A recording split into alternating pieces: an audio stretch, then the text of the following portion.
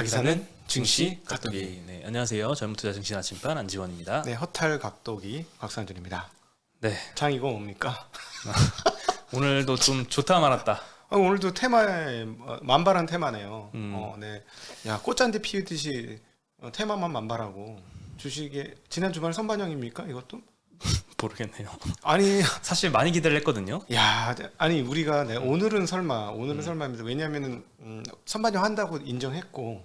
그렇지만 그래도 한 0.5에서 1%는 설마 이렇게 하면서 왔고, 야 그래도 참 1.5는 어렵겠구나 이런 생각을 했어. 아침 시초가 나오면서. 그러면서 뭐 그래도 코스닥은 1.5% 정도 올랐었잖아 아침에. 그렇죠, 좋았죠. 그래서 야 오늘 저녁에 있는 연합인포맥스에서 우리 박종현 박사하고 맨날 했더니 1.5% 오르면 우리 쏘겠습니다. 뭘 쏘지? 그리고 우리 커뮤니티 있는 분들한테 먼저 알려서 그거 맞게 우리가 작전을 짜서 가야지 이 생각을 했었는데 이 몸이 이거.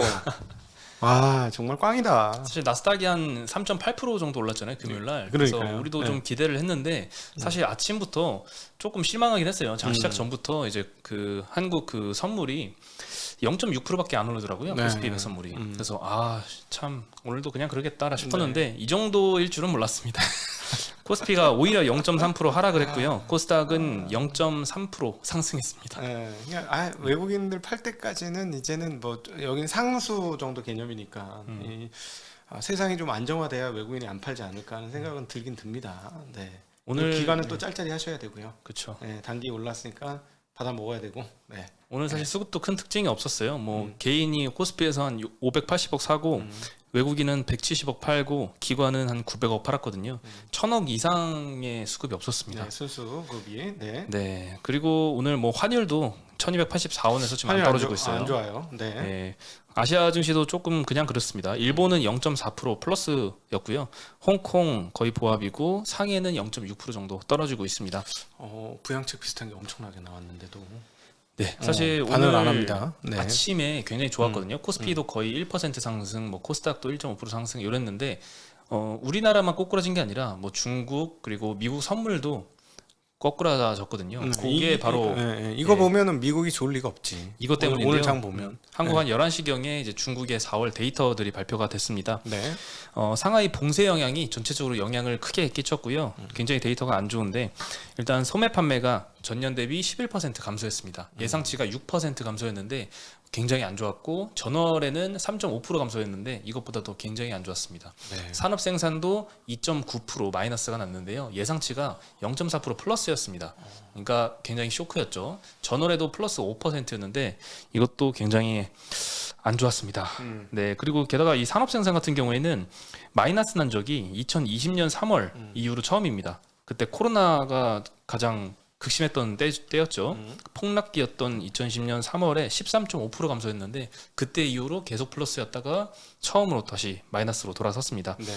고정자산 투자는 6.8% 늘었는데요. 예상치 대비 소폭 미달을 했고요. 전월 9.3% 대비해도 굉장히 좀 부진했습니다. 실업률 데이터도 발표가 됐는데요. 장기 목표치가 5.5%입니다. 목표 상단이 5.5%인데 이거를 뛰어넘는 6.1%. 안 좋았고요. 안 좋은 거예요. 올해 신규로 1,070만인가 1,080만 명의 대학 졸업자가 또 쏟아진다고 합니다. 네, 참 걱정이네요. 지금 중국이 오히려 하반기에 전병수 소장이 얘기했는데 전병수 소장님은 대체적으로 이제 객관적으로 얘기해 주시고 하는데 오히려 전 들으면서 제가 요즘에 조금 그 부정적으로 중국에 대해서 좀 경화된 거 아닌가 하는 생각이 좀 들긴 하는데 하반기에 중국발 곡물 인플레이션 또는 곡물 문제가 좀 심각해질 것이다라는 얘기를 하고 있거든요. 왜냐하면 우크라이나로부터 비료 수입도 엄청나답니다.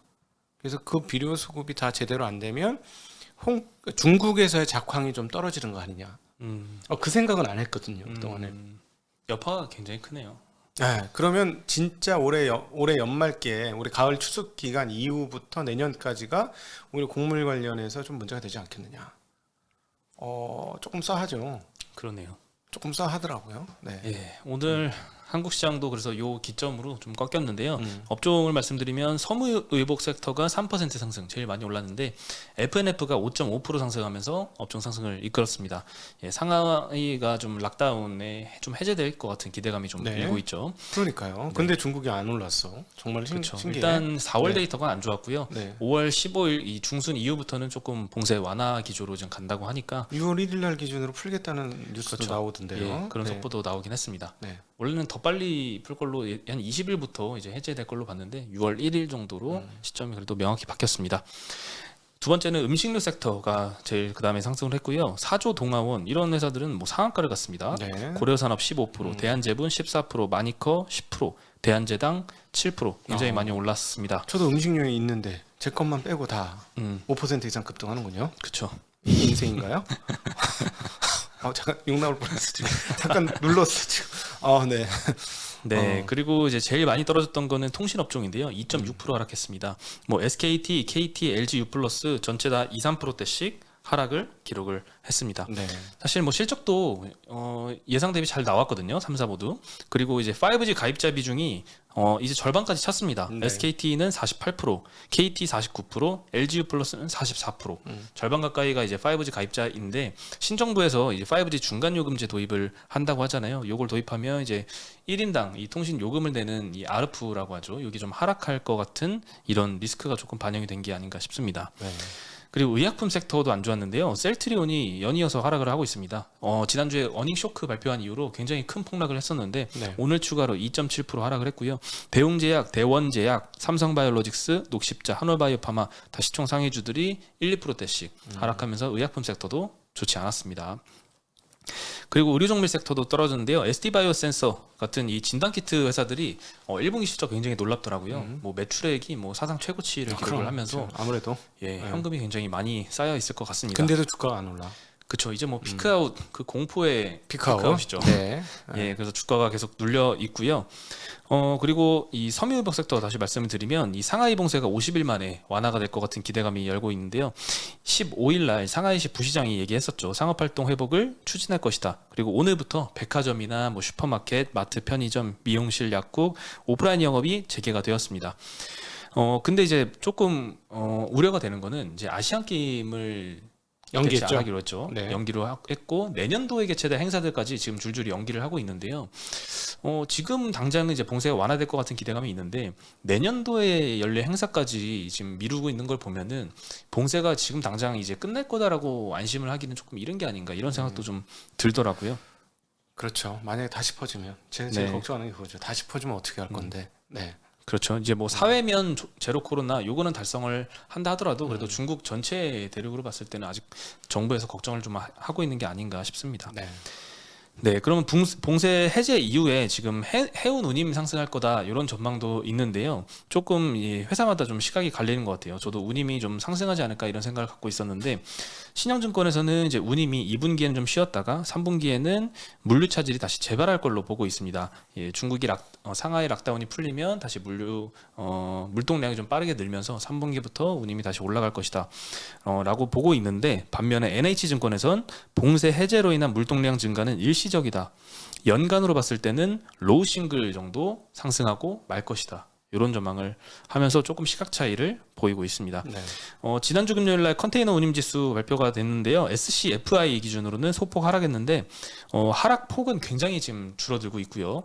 CCFI는 1% 반등했습니다. 예, SCFI는 이제 상하이 컨테이너 운임 지수고 CCFI는 중국 컨테이너 운임 지수인데요. 중국의 이제 전체적인 대륙 을 나타내는 지표죠. 요거는 좀 반등한 게 좀 의미가 있던 것 같습니다. 그리고 최근에 이제 뭐 컨테이너보다 벌크 운임이 굉장히 많이 급등을 하고 있는 추세죠. 네. 그리고 뭐 중국 봉쇄의 영향은 또 이 중국 락다운이 해제되면 수요가 폭증해서 유가가 오를 거란 이런 전망도 있습니다. 그래서 지금 S-오일 주가도 지금 안 빠지고 계속 유지를 하고 있더라고요. 유가가 뭐 110달러니까요. 네. 그냥 이제 전무후무한 정제 마진을 지금 계속 기록을 하고 있습니다. 네. 아주 뭐 고공행진 중이죠. 정업체 오히려 저기 SK 이노베이션 조금 억울할 것 같아요. 이노베이션. 배터리가 없었으면 자기네도 S-오일하고 똑같은데 더 좋은데 이랬을 것 같아요. 네. 그렇죠. 네. 그래서 오늘 FNF가 사실 아침에는 고가 8%까지 올랐다가 저 지표 나오고 조금 꺾여서인지 5.5% 상승으로 그래도 높게 끝났습니다. 네.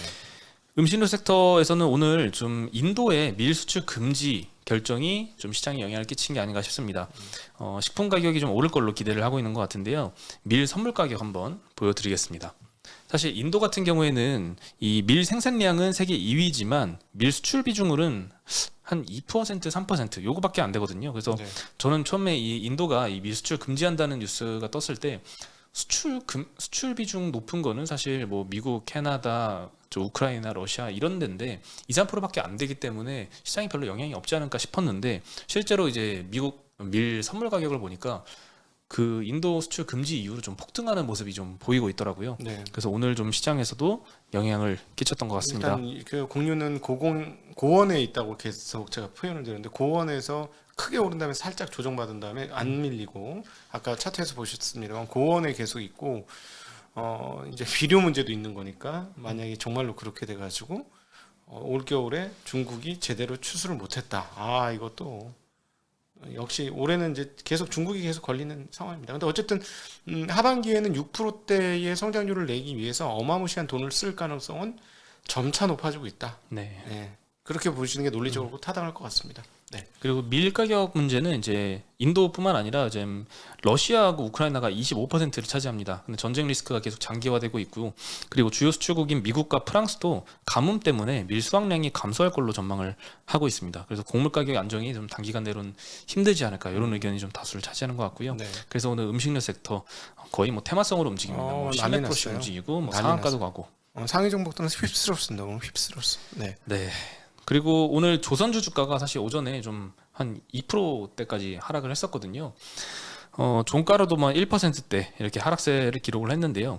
이 카타르가 예전에 2020년 4월 달이었나요? 네. 6월 달이었나요? 그때 2년 전에 했던 계약이 지금 조금 발목을 잡고 있지 않나 싶은데요. 한국 조선사에 계속 이제 그 당시 가격으로 계약을 좀 진행을 하자 이런 압박을 넣고 있다 이런 보도가 좀 나오고 있는 것 같습니다. 네. 현대중공업그룹, 대우조선해양, 삼성중공업 이렇게 세 곳인데요. 2년 전에 체결한 금액이 24조 원 규모의 LNG 프로젝트입니다. 근데 이제 산업은행이랑 수출입은행, 이 국제은행들이 이례적으로 당시의 가계약서 원본을 이 조선사들한테 요구를 했다고 합니다. 네, 그때 어떻게 계약했는지 한번 보자. 네. 네, 우리가 한번 들여다보겠다. 이런 거죠.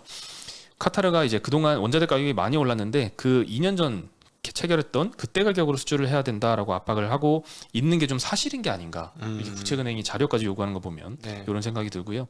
얼마나 올랐냐? 2년 전에 후판 가격이 톤당 60만 원에서 올해 상반기에는 120만 원으로 2배 정도 상승을 했고요. 지금 130만 원이에요. 그거보다 한 번 더 올려줘야 돼. 한 140만 원 되는 것 같아요. 예, 네. 계속 올라간 계속 가네요. 올라갔습니다. 네. 신조선까지 수도 125포인트에서 158포인트로 굉장히 많이 오르고 있습니다. 그리고 이제 카타르 측에서 이것만 요구하는 게 아니라 그동안 친환경 규제가 많이 강화됐으니까 관련 설비를 더 추가해달라 이런 요구도 했다고 알려졌고요. 그러면 이제 두 가지죠. 2년 전 가격으로 수주를 해야 되는 거 그리고 관련 설비도 추가해줘야 되는 거 이렇게 두 개를 포함을 만약에 한다라고 하면 보도에 따르면 한 척당 손실이 600억 원 이라고 보도를 했습니다. 2년 전에 체결했던 이 척수가 한 100척 정도니까 한 6조 원 정도 더하면 이렇게 되는 것 같은데 사실 뭐 현실적으로 이렇게 100척이 다 이런 요구대로 받아들여질 가능성은 굉장히 낮아 보이긴 합니다. 카타르도 포기 안 하고 싶겠죠. 그게 문제인 거죠. 네. 지금 뭐 얘기는 해야죠 하는데 카타르 쪽에서 들리는 얘기 우리 또 특파원이 있지 않습니까? 네. 잘 안 해주려고 한다는데 카타르에서. 사실 국내 증권사들 의견도 사실 어떻게 2년 전 가격으로 하냐 그때는 뭐 도크 예약만 한 거지 가격 체계를 정확히 한 게 아니라서 네. 그때 가격으로 하는 거는 현실적이지 않다 그렇게 되진 않을 거다 이런 의견이 굉장히 많았거든요. 근데 좀 특파원에 따르면 네. 계속 카타르 쪽에서는 그런 요구를 하고 있는 것처럼 네. 보이긴 합니다. 그러면 이거 이렇게 되면 안 되는데. 근데 이렇게 되면 다 망해요. 그럼 그다음 이렇게 협박하면 다음부터 형들하고 이제 계약 없어. 죽어도 안 만들어줄 거야. 자, 중국산 다 쓰든가.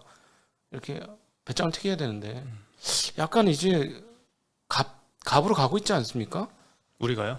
예. 근데 아직 그 현대 쪽에서의 도크 2개가 남아 있습니다. 우리에게는 2개의 도크가 남아 있습니다. 그 도크가 아마 비었으면 훨씬 더 레버리지가 있을 거예요. 갑처럼 할 수 있을 것 같은데 아직 그게 좀 덜 된 것 같아요. 그 과거에 보니까 가장 좋았을 때 우리가 배를 가장 많이 수주했을 때 대우조선 기준으로 연간 수주가 60에서 70척 그 정도 됐었답니다. 지금 뭐 한 35척 이렇게 되고 네. 있으니까 이게 무슨 말이냐면 수주가 미친 듯이 많아서 독구가 꽉꽉 차고 저희 못 해줘요 지금 더 비싸게 해주는데도 못 해주는데요. 막 이러면 약간 TSMC 느낌? 그럴 수도 있는데 아직까지는 완벽하게 다 찬 게 아닌 것 같습니다. 네. 네, 그리고 카타르가 사실 기대를 거는 건 예전에 이 대량 수주를 했었을 때 그때도 후판 가격이 많이 오르고 있는 시점이었는데 그때는 뭐 실시간으로 이렇게 쭉쭉쭉 반영을 해줬다고 해요. 그래서 이번에도 좀 그렇지 않을까 이런 기대를 하고 있는데 네. 어떻게 될지 모르겠네요. 뭐 그것만 반영을 해주면 좀 괜찮기는 한데, 네. 그래도 근데 카타르 입장에서는 받아서 파는 짓이 돈 1,000억씩 남는 거거든. 예를 들면 한 척당 돈 1,000억씩 남는 거라서 쉽게 물러나진 않겠죠. 요거를 잘 풀린다면 뭐 조선업체는 상당히 좋아질 건데 마지막 고비가 나와 있네요. 네. 그리고 지난주에 말씀드렸던 이 올해 한국 코스피 기업들의 영업이익이 한국전력만 빼면 전년 대비 15% 오르는 수치로 지금 컨센이 형성이 되어 있다 말씀드렸는데 문제 그 한국전력은 계속 영업이익 전망치가 내려가고 있습니다. 네. 오늘도 이제 키움증권에서 영업이익 올해 전망치를 원래 마이너스 11조였거든요. 마이너스 28조로 대폭 하향을 시켰습니다. 저번 주에 말씀드렸을 때 컨센서스가 마이너스 17조였거든요. 네. 근데 오늘 키움증권에서 마이너스 17조를 훨씬 넘어서 마이너스 28조를 전망을 했으니까 1분기에 7조 찍었으니까 1분기에 7조 8천억 찍었죠. 그러니까 거의 8조 찍으면 48에 32 아니면 78에 50 아니 47에 28 47에 28 했네요. 네.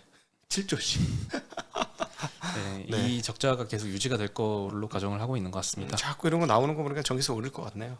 느낌이 그래서 전기세 오를 것 같네요. 네, 사실 정부에서는 이제 올해 4월과 10월에 전기요금을 각각 4.9원씩 킬로와트 시당 이렇게 인상을 하고 이제 기후 환경 요금도 4월부터 2원씩 인상을 하겠다 이렇게 발표를 했었는데요. 실제로 이와 별개로 2분기에 전기요금 인상 요인이 킬로와트 시당 33.8원이 발생을 했습니다. 예, 아주 많이 부족한 거죠. 그리고 2분기 전기요금도 동결을 했기 때문에 올해 영업이익 전망치를 이렇게 대폭 하향을 시켰다라고 결정을 했고요. 많이 오르네요. 34원이면은 300kW에 10,000원이에요. 여름에 300kW 정도는 다 쓰시지 않습니까? 에어컨 좀 틀면? 관심이 없어서 잘 모르시는구나. 예. 사소한 비용이라서 관심이 없으시구나. 사소한 비용은 아니고 자동이체로 다 해서. 그렇죠. 예, 그래서 잘 모르죠. 우리 좀 어렵게 전기세로 인식하는 좀 어렵게 살던 세대라 우리 체크 다 합니다. 저희는. 네. 힘드시겠다. 이거 34원이면 300kW 쓰거든요. 에어컨 쓸 때 많이 밤새도록 트시는 집은 400kW 씁니다. 그럼 이게 얼마야? 300kW 쓰면은 추가로 돈 부담이 얼마입니까? 10,000원 맞습니까? 네. 10,000원이네요. 10,000원. 그렇죠. 똑같이 300kW 쓰면 10,000원 더 내셔야 됩니다. 네. 다 올리면 큽니다. 비율로 보면은 뭐 적지 않습니다. 네. 참 심각해지는 것 같고 그리고 오늘 사실 실적 발표 시즌이 이제 거의 다 끝났습니다. 네. 네, 마지막 막바지에 이르렀는데 2차 전지 섹터가 오늘 어닝 서프라이즈가 두 종목이나 또 엄청나게 났습니다. 네. LNF와 후성 두 종목인데요. 사실 이전까지 2차 전지 섹터 대부분의 종목들은 어닝 서프라이즈가 많이 났어요. 에코프로 BM도 굉장히 서프라이즈가 났었고 소재 업체들은 그렇죠. 소재 업체들은 네, LNF 먼저 말씀드리면 1분기 영업이익 컨센이 415억이었는데 530억을 발표를 했습니다. 순이익은 컨센이 270억이었는데 700억 발표를 했고요. 뭐 영업이익보다 당연히 순이익이 큰 것은 일회성 이익이 반영이 네. 됐겠죠. 예, 뭐 전환사채 이런 거 파생상품 평가이익이 일회성으로 반영이 됐고요. 후성 같은 경우에는 1분기 영업이익이 컨센이 400억이었는데요. 523억 발표를 했습니다. LNF와 굉장히 비슷하죠. LNF 영업이익이 530억인데 후성은 523억, 7억밖에 차이가 안 납니다. 근데 시가총액은 LNF가 8조 3천억, 후성이 1조 9천억. 네. 예, 이게 몇 배 차이죠? 4배가 훨씬 넘습니다. 네, 순이익도 컨센이 300억이었는데요. 이를 훨씬 넘는 476억을 발표를 했고요. 후성 오늘 굉장한 서프라이즈를 발표를 해서 장 끝나고 장 마감할 때 6% 상승해서 마감을 했고요. 에코프로비엠하고 비교해서도 굉장히 탁월합니다. 에코프로비엠이 1분기 영업이익이 410억이었거든요. 후성이 높습니다. 네. 근데 에코프로비엠 시가총액이 10조 원, 후성은 1.9조 원, 5배 넘게 차이가 나죠. 네. 물론 1분기만으로 비교한 거라서 네. 이것만 가지고 이제 판단할 수는 없겠지만요. 네, 어쨌든 이 정도로 후성이 상대적으로 비교해 볼 때 굉장한 서프라이즈가 났다라고 말씀드릴 수 있을 것 같고 LNF도 오늘 호시적 발표했죠. 3% 상승해서 마감을 했습니다. 뭐 다른 코스모화학, 첨보, 솔루스 첨단 소재, 에코프로 다 1, 2%씩 상승하면서 2차전지 섹터는 오늘 괜찮았습니다. 그러니까는 지금 영업이익 기준으로는 후성은 뭐 적정가, 영업이익률을 아직 제가 잘 몰라서 얼마에 적정가라는지 모르겠지만 사실 다른 회사가 비싼 거죠. 한국 평균에 비하면 평균에 비하면 비쌉니다. 40배잖아. 그렇죠. 거의 사실 순이익으로 따지면 더 50배가 넘어요. 근데 영업이익으로 쳐줘서 한 40배쯤 되는 거니까. 네. 사실 24년도 기준으로 지금 밸류에이션을 하고 있으니까요. 네. 지금 실적으로 봤을 때는 굉장히 높은 멀티플 형성이 되어 있죠. 네. 네, 그리고 이제 다음으로는 이제 개인 투자자 국내와 해외 주식 그 많이 하셨잖아요. 그간의 이 실적이 어땠는지 요런 이제 언론 기사가 있어가지고 한번 가져와 봤습니다. 네. 먼저 서학개미들인데요. 연초 대비 저는 제일 많이 산 종목이 테슬라인 줄 알았거든요. 사실 테슬라는 2위였습니다. 제일 많이 산 거는 TQQQ라고 나스닥 3배 레버리지. 안 되는데 3배는 절대 사면 안 되는데. 네, 저도 깜짝 놀랐어요. 요게 1위였더라고요. 아, 올해 들어서 17억 달러 순매수가 들어왔고요. 미쳤다. 하나로 2조 2천억 정도 수준입니다. 테슬라보다 많이 매수한 거죠, 이걸. 네. 올해 나스닥 지수가 좀 많이 하락을 했죠. 그러면서 TQQQ 주가가 마이너스 62% 올해만 기록을 했고요. 뭐 3분의 1 토막 수준 난 거죠. 근데도 여전히 최근 한 달 새에 개인들이 추가적으로 30억 달러를 순매수를 하고 있습니다. 미국장 안 올라가겠다. 저가 매수를 계속 하고 있는 미국장 거죠. 아직 안 올라가겠네. 대중이 저렇게 접근해가지고 오른 적은 별로 못 봤는데. 미국 개미들은 어떨지 모르겠네요. 비슷할 거예요. 크게 안 다르다고 봅니다. 저는 개인적으로. 어쨌든 네. 지금까지는 굉장히 심각한 상황입니다. 그래서 오늘 떨어졌구나 한국이. 네. 죄송합니다. 어쨌든 별로 좋은 뉴스는 아닌 것 같아요. 네, 그쵸. 제가 보기에는. 예, 좀 우려가 이런- 됩니다. 이런 뉴스 별로 좋은 뉴스가 아니고 그리고 3배는 절대 하시면 안 되는데. 이거 안 되는데 원유에서 다 날아가고 또 최근에도 뭐도 날아가고 3배 했던 건 중간에 다 날아가 버리는데 상장 폐지되고. 그렇죠. 근데 나스닥 지수 3배가 이제 상장 폐지로까지 이제 그렇게 기준가가 뭐 빵 밑으로 가진 않겠지만 네. 그래도 상당히 이 불리하잖아요. 사실 네. 변동성이 올라갔다 떨어졌다 몇 번 반복하면 그대로 트래킹을 할 수가 없으니까. 그러면은 33% 떨어지면은 제로 돼가지고 새로 상장 폐지되고 새로운 게 생기나? 3배니까요. 일단 상장 폐지는 됩니다. 그렇게 되면. 그러니까 뭐 33%가 정확히 아니더라도 한 8% 정도 빠지면 상장 폐지되는 거네. 그렇죠. 이거. 근데 문제는 33%가 안 빠지더라도 예를 들면 뭐 10%만 빠지더라도 네. 마이너스 30% 이렇게 크게 얻어맞잖아요. 그러니까요. 그러면 그 다음 복구하는데 엄청나게 힘듭니다. 그럼요. 거의 불가능하죠. 네. 그래서 사실 저 같은 경우에는 차라리 3배짜리 레버리지를 들어갈 거면 차라리 1배짜리를 금액을 3배로 해서 사는 게 3배 레버리지보다 훨씬 유리합니다. 이게 이론적으로는. 그렇죠. 네. 네. 물론 그렇게 위험하게 포지션 잡으면 안 되겠지만요. 네. 그리고 제발 줄다리기는 좀 안 했으면 좋겠어요. 시장을 어떻게 한다고. 몰라. 답답하네. 확실한 건 있죠. 신용 다 털리고 나면은 반등하죠. 그건 굉장히 높은 확률이죠. 그런 거는. 네. 그리고 이번에는 이제 서학개미가 아니라 국내 개인 투자들의 실적을 조사를 해보면요. 기간은 2020년 4월 1일부터 22년 5월 6일까지입니다. 4월 1일이면 이제 코로나 때 2020년 3월 한 17일이 저점이었으니까 저점 바로 뒤거든요. 그래서 그때 코로나 저점 대비해서 지금까지 수익률이 어땠는지인데요. 그간의 코스피 지수가 50% 올랐고요. 코스닥 지수가 55% 올랐는데요. 개인 투자자 평균 수익률이 1.9%라고 합니다. 상당히 낮죠. 이 지수 대비해선. 생각보다 좀 너무 낮은 것 같은데요. 이 가장 많이 산 종목이 뭐였냐? 삼성전자, 카카오, 시젠, 현대차, 셀트리온, 하이닉스, LG화학, 네이버. 요 순이었습니다. 아니 저거를 2020년 4월에 사서 들고 있어도 올랐을 거예요. 거의 대부분. 근데 문제는 이렇게 수익률이 부진한 이유는 개인 투자 매수가 사실 계속 들어왔잖아요. 네. 지금까지도 계속 들어오고 있잖아요. 그러니까 사실 코로나 폭락 이후에 그때 빠르게 단기간에 상승을 했다가 지금 장기간 1년 넘는 하락장이 좀 계속되고 있는데 그 간에 계속 비중을 늘려왔다 보니까 비중이 늘린 상태로 이렇게 하락기를 맞다 보니까 처음에 땄던 이 수익을 도로 다 반납을 많이 해서 이렇게 수익률이 낮아진 것 같습니다. 아, 우리 수익을 땄다 이런 표현 쓰지 맙시다. 예, 수익을 네. 얻었다. 아, 우리는 저 투자하는 사람이지 저 도박하는 사람 아니잖아요. 예, 그렇죠. 네, 네. 그래서 이게 사실 전체 개인 투자 전체를 모수로 한 건 아니거든요. 이 데이터가 네. 한 217만 명 정도를 아, 데이터로 데이터 한국경제신문에서 엄청나네. 이건 거의 비슷하겠네. 217만 명이면. 예, 그래서 이게 사실 전체 데이터라고는 할 수 없지만 그래도 꽤 의미가 없진 그럼요, 않죠. 그럼요, 예. 그럼요. 꽤 의미가 있죠. 와, 안타깝네. 네, 그렇습니다.